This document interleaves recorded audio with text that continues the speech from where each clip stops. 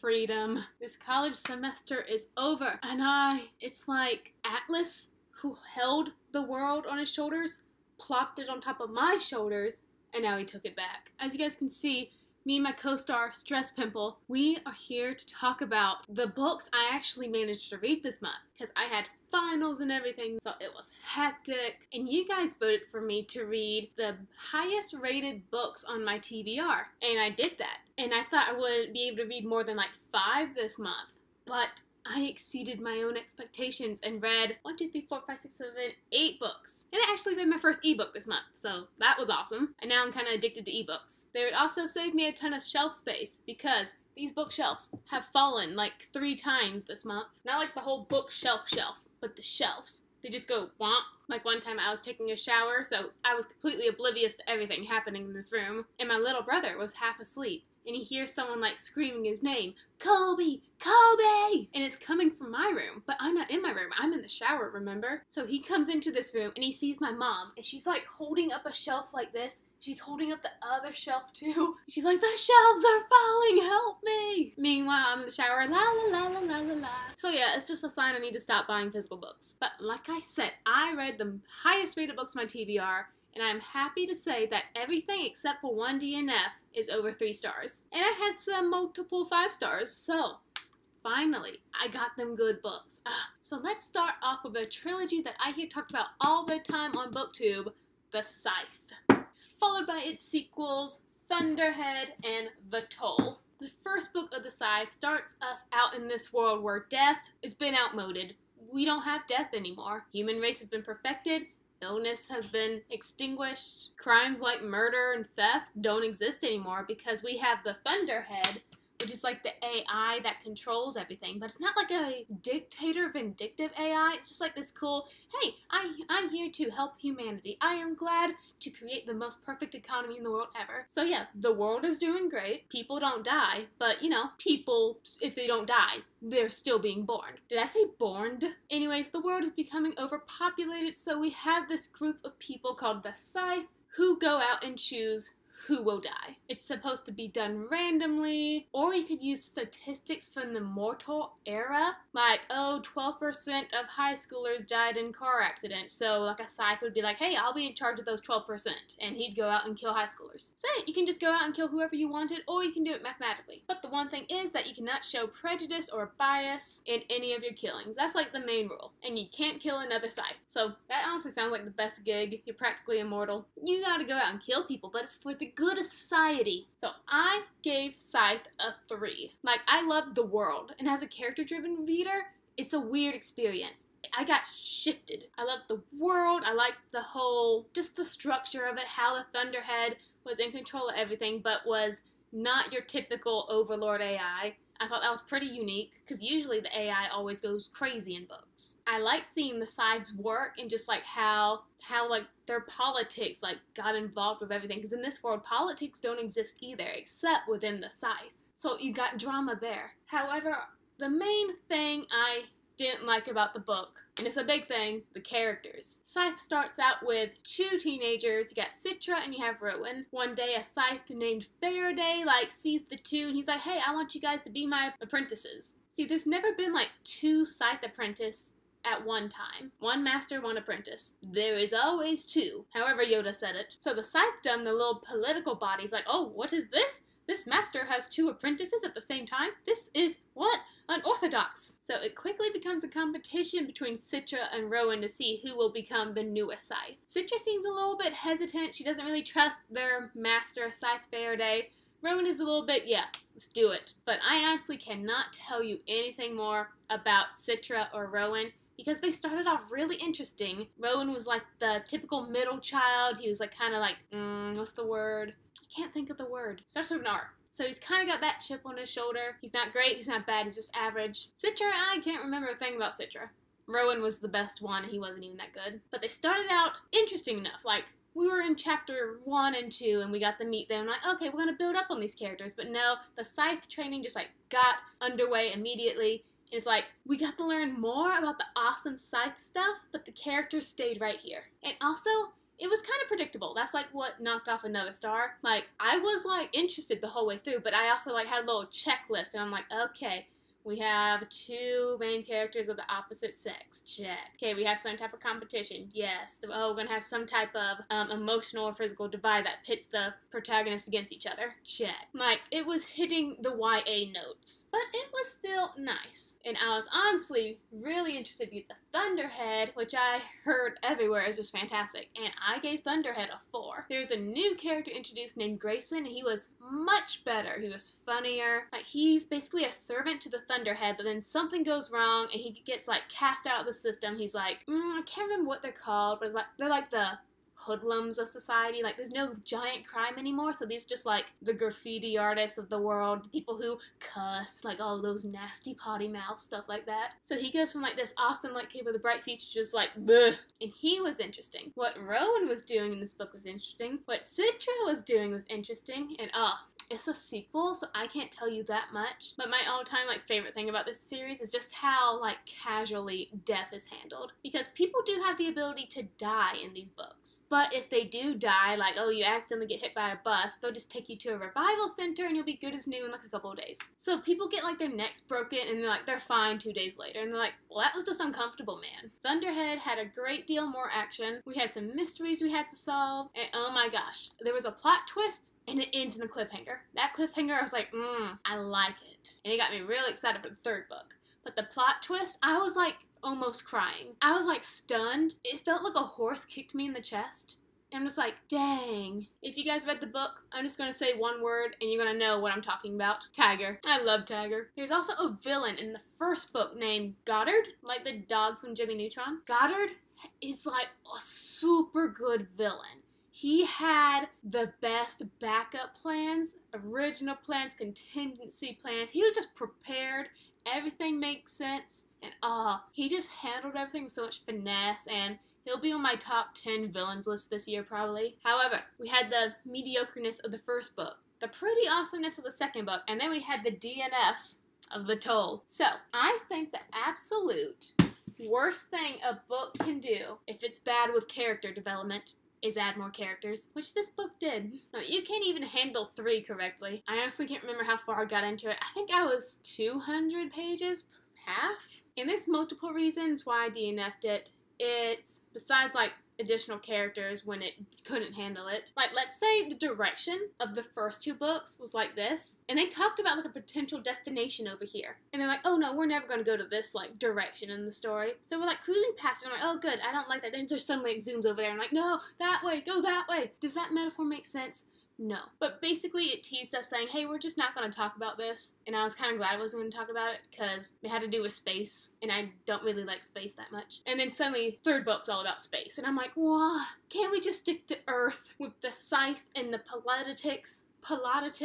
Additionally, we have some more of the Thunderhead in this book. The Thunderhead's just like a daddy figure in the sky, basically. He really cares about humanity. He watches over the orphans, basically. However, I never thought I would say that I disliked an AI romance. I usually like AI romance. Like in Illuminae. Aiden and whatever that girl's name is, that was hot. But the Thunderhead develops a kind of crush on someone that he previously had like a fatherly relationship with, and I'm just like, it's kind of out of nowhere. I'm sorry, you ain't Aiden. So yeah, those are the 3 reasons why I DNF'd it. But I was still curious like how it would end, so I did what I would normally do when I DNF a book, but I'm still curious. I go on Wikipedia and see what it's about. Then I read the most stupidest thing. We're gonna have to go into spoiler territory here, because when I read this, I was like, you stupid. Okay, so in the first Scythe book, the Scythedom is not allowed to have any bias. Can't really engage in politics, but it does have bias. It does engage in politics. Like, it's really just a nest of snakes all up in here. So apparently, in this book, 2 of our characters are on a hunt for a failsafe in case the Scythedom fails. And we're like, oh, what's the failsafe? Well, they succeed. They unlock the failsafe, and I think it was like some type of nanite, or just they released illness back into the world. Like, every couple years, it would wipe out 5% of the population. Something like that. And I'm like, hey, bright idea. Why didn't you do that in the first place? If you were so worried this would fail, because it would fail, because you're putting humans in charge of not being biased and stuff like that, why didn't you stick with the ill nanites in the first place? Literally, the first 2 books, the Scythedom, did not need to happen. So this whole series is irrelevant to me. So yeah, I'm getting rid of these books. Do I want to keep Thunderhead? Yes. But would I feel weird just having the second book in the series all by itself on my shelf? Yes, I would.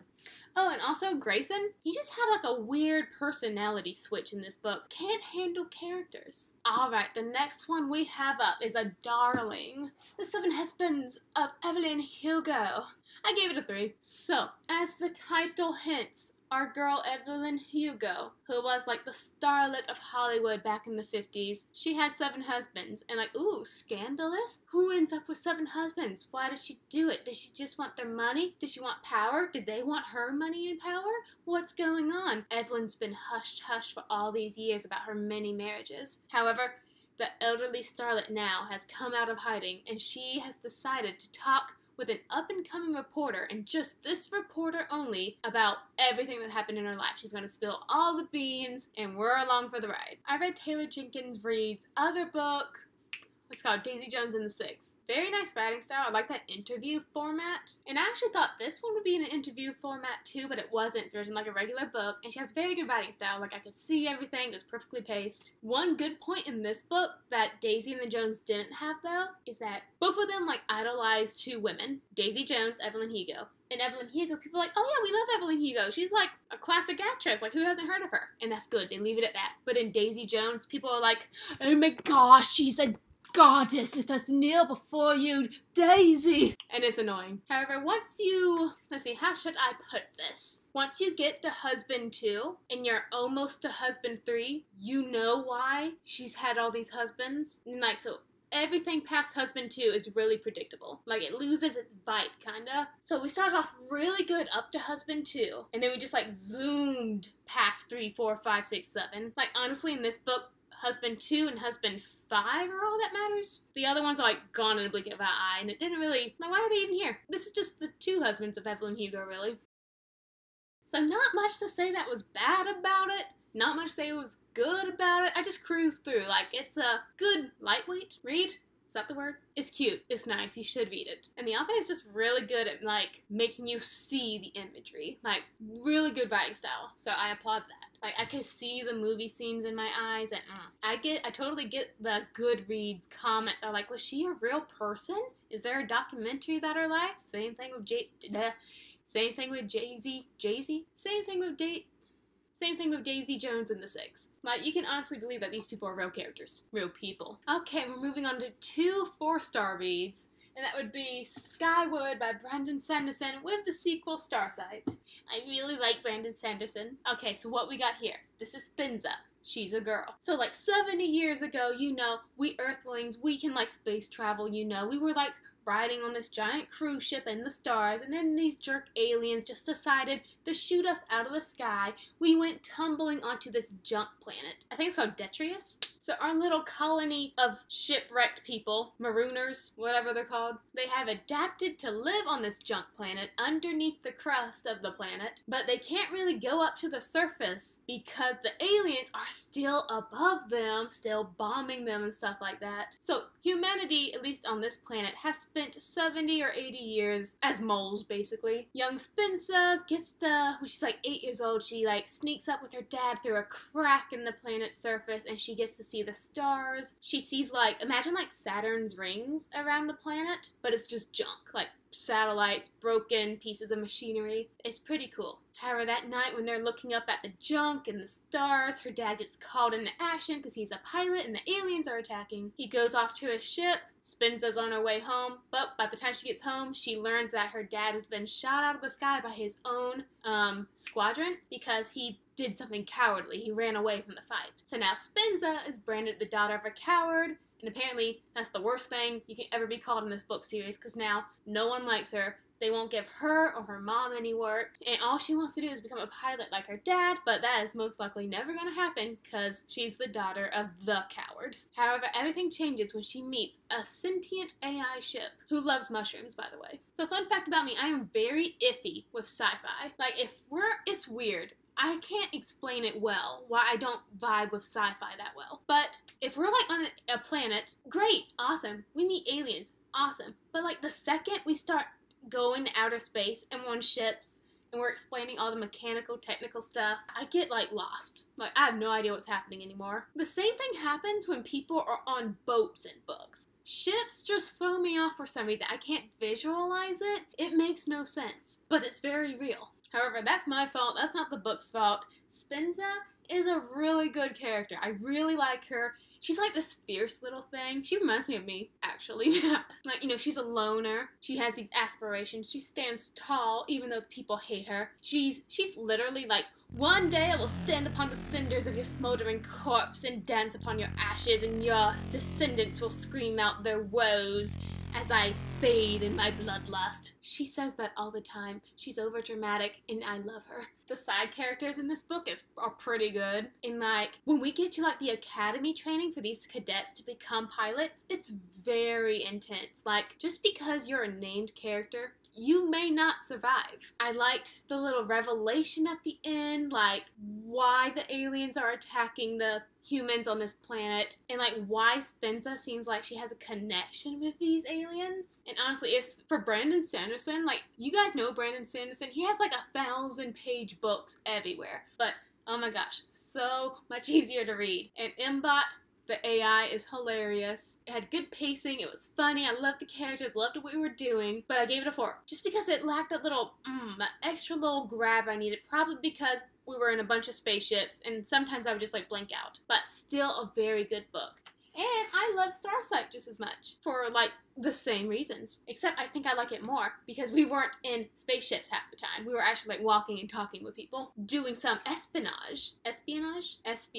In the sequel, an alien like crash lands, not like the bad aliens, a whole different alien crash lands on their planet, and Spinza's like, this is the opportunity we've been waiting for. I can go disguised as her, I can go up to the other aliens, and they'll see that I'm not a human, and then we can like try to like talk to each other and be like, hey, those humans down there aren't that bad, we should like not stop, we should probably not kill them, yeah.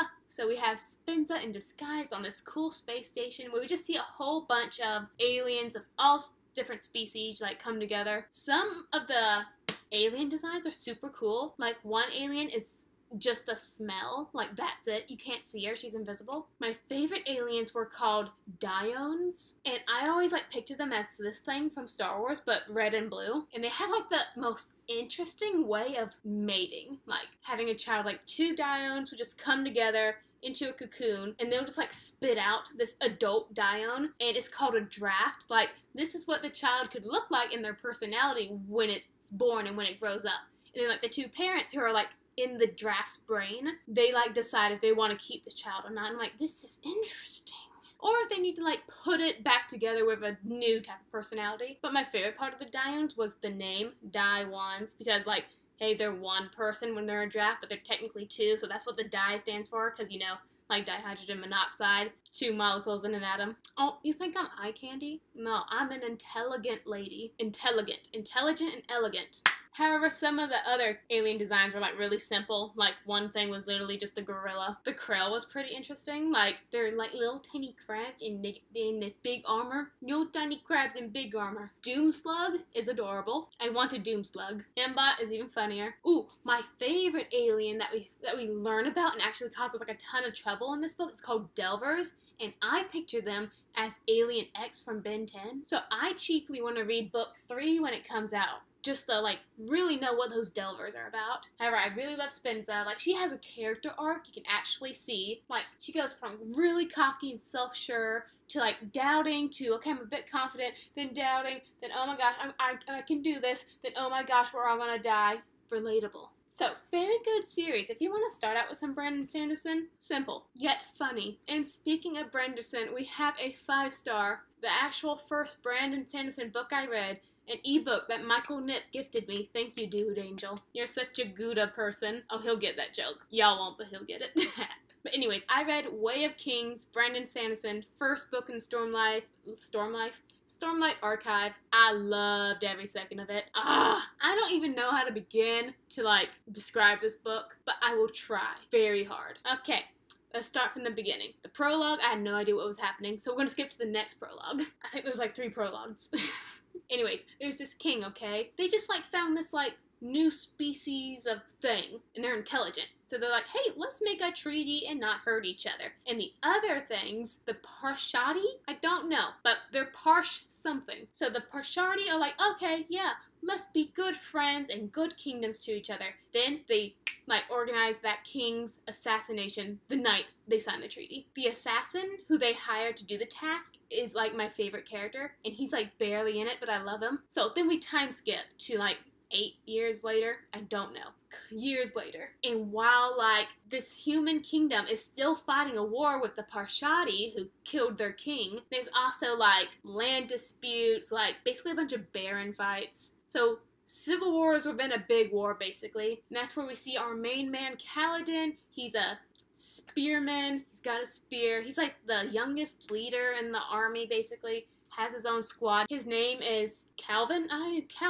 His name is Kaladin Stormblessed, because people are like, this man right here, he is blessed by the storms. Like, this man, he will not let us die. We are going to, like, rule the world with this guy. His troops love him. I love him. Probably because his name starts with a K. However, one day, everything just goes wrong for his troop. He ends up a slave. His friends are dead. He's in, like, this cart with, like, the bars, and he's, like, stuck in the slave cart. And he's sold off to another army to become a bridge man. You might think the word bridge man means nothing scary. It's literally the worst job ever created. And I'm going to leave it completely obscure, so you have to read it to see what the bridgemen do. When I first read what the bridgemen do, I'm like, how? Your poor shoulders. So while we got Kaladin, like, just like trying to survive as a slave in the army, we also have this other girl whose name escapes me right now, so I'm going to call her Cindy. So we have this girl Cindy who's on the other side of the world, and she is trying to apprentice herself to that assassinated king's daughter, Jashna?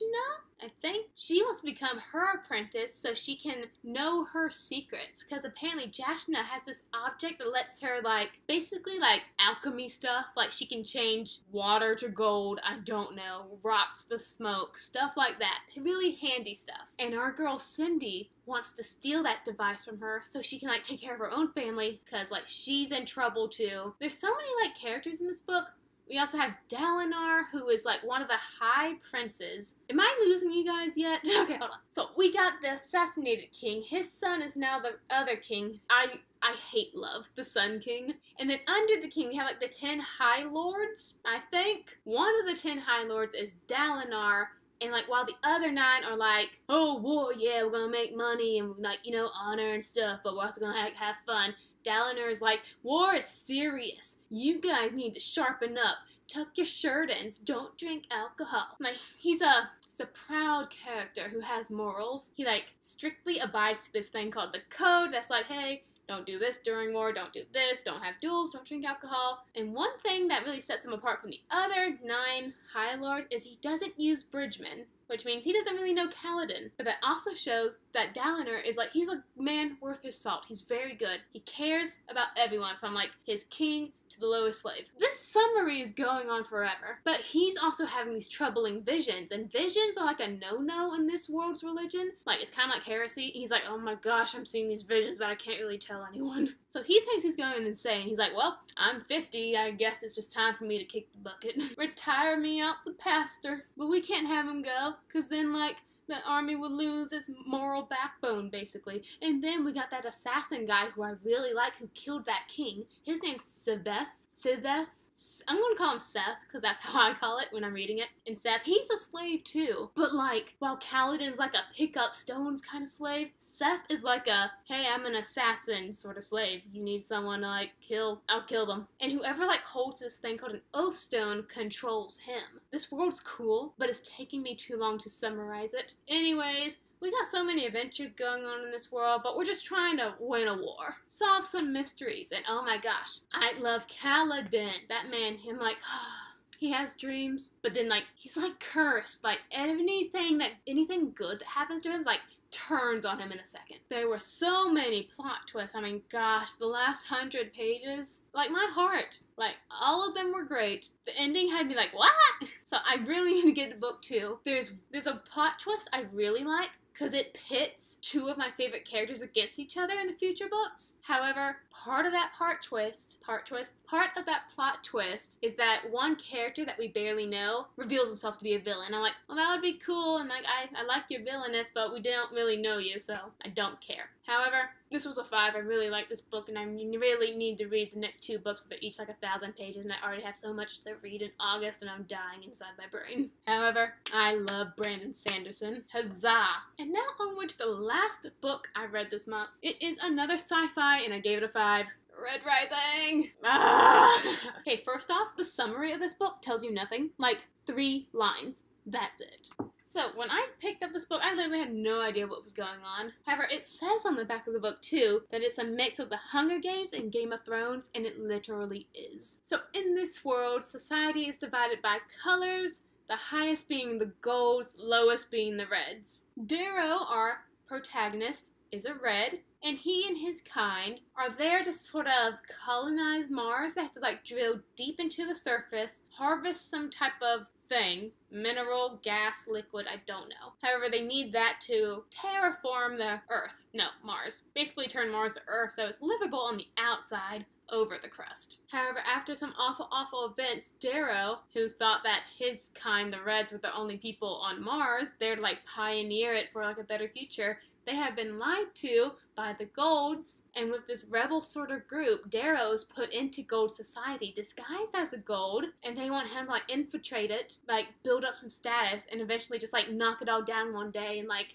create a better place for everyone. But in order to do that, he has to go through some awful trials, and I loved it. I don't want to say too much about the trials he goes through, because I didn't know in the slightest what any of the trials would be, and it took me by a pleasant surprise, so I'm not going to talk about them. However, I love like every single character in this book. All the side characters have like personalities. They're funny. Severo is like, I like feel him as a little brother in my heart, and I really want him to be alive, so I can just like pat him on the head and be like, you deserve much more, buddy. Pax too, I love Pax. It was just a bunch of gory fun, and I was having a blast. And it is August 5th currently when I'm recording this, and I've already finished Golden Sun, the 2nd book, but I'm going to talk about that next month. And I'm currently on Morningstar, the 3rd book, but all across the series, even though it's a 5-star, sometimes it can get too detailed, especially on the action scenes, so I zone out, like I have no idea what's happening. However, great action, great characters. I love that like the majority of people in this book talk like they have a stick up their butt. Like they're such highbrow folks, and they talk like they're looking down at you at the end of their noses. And that's a weird expression, a stick in your butt. Like we use that to like talk about people who talk like this, they're fancy hoity-toity type of folks. But like imagine what you would sound like with a stick in your butt. You'd probably be like, ah! So yeah, let's just get rid of that expression. How about instead of like a stick in your butt, you have a handkerchief in your pocket? Who carries a handkerchief in their pocket? Rich people, maybe. But anyways, I had a pretty awesome reading month. Everything except a DNF with 3 stars. I had 2 5-stars. 3 4-stars, so I'm very happy. And this month, I'm also doing a buddy read with Michael Nipp's channel for, we gotta finish like the Stormlight Archive, so I need to read Words of Radiance, but I'm also reading Assassin's Apprentice by Robin Hobbs. I don't know what the book is because I turned all my unread books upside down. That was smart. But thank you guys so much for watching. Oh, I want to show you guys something real quick. I am hoping with every ounce of my heart that I will have time this month to read this book. I got it yesterday, The Southern Book Club's Guide to Slaying Vampires. It just sounds so cool, because I'm Southern, I'm basically in a book club, and I like vampires. But I'm probably gonna have to read this in September, because I got a lot of fantasy to read this month, but if I can, this is gonna be on my TBR. Thank you guys so much for watching. Comment down below the book whose plot twist kicked you in the teeth and you were happy about it. Mine was Eldest. Best book of all time. It's right there. Go read it. Not reading this one. This one's mine. Can't have it. I actually let a friend borrow Aragon, and she loved it, and she's going to read Eldest, so I'm not going to let her rest for a moment. I'm going to be texting her every minute, like, what you doing? What part are you on? Murtog. But I'll see you chickadees and chickadoos later. Stay ready, my friends.